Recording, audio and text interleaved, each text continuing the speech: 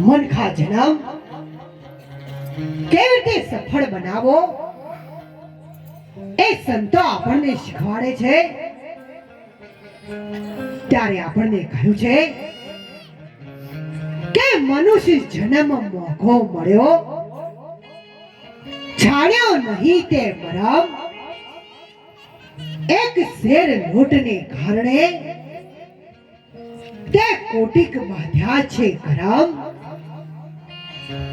ત્યારે આપણને ગીતામાં પણ સમજાવ્યું છે કે કર્યા વગર કશું મળતું નથી અને કરેલું કોઈ દિવસ નિષ્ફળ જતું નથી। અને જ્યારે આજનો પ્રસંગ તો રામદેવપીર મહારાજના નામથી છે, ત્યારે આપણને કહ્યું છે કે રામા કહું કે રામદેવ, હીરા કહું કે લાલ, પણ કહે જે નરને રામદેવ પીર ભેટ્યા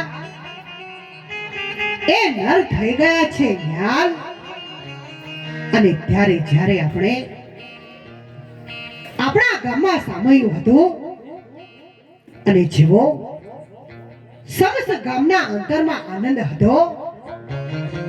એવા આનંદને લઈ અને આપણને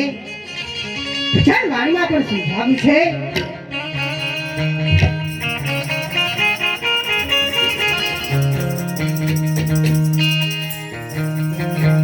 હે મારા રામા ગાડી તમારો મહિમા ગાળો વારે આવો,